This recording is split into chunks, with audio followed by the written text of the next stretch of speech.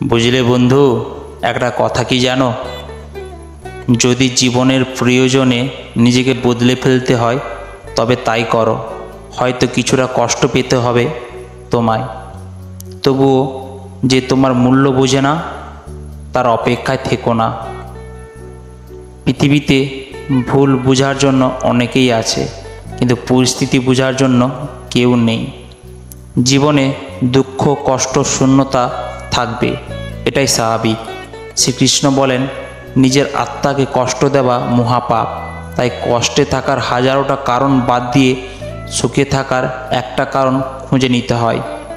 ভেঙে পড়ার কিচ্ছু নেই, একা বাঁচতে শেখো। চিরদিন কেউ পাশে থাকে না।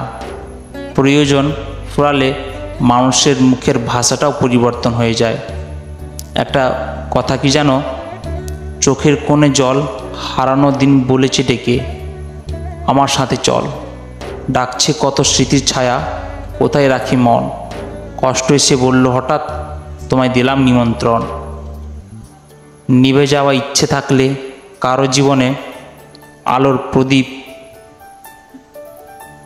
আসে না। কারণ মানুষ না পাওয়ার বেদনা ভুলতে পারে, পেয়ে হারানোর বেদনা ভুলতে পারে না।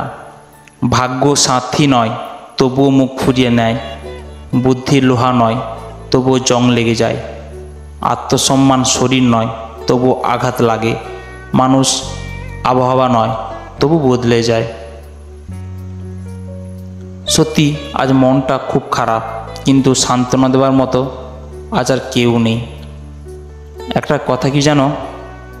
চিরদিন এই পৃথিবীতে অর্থের শূন্যতার চেয়ে প্রিয়জনের শূন্যতা মানুষকে বেশি কাঁদায়।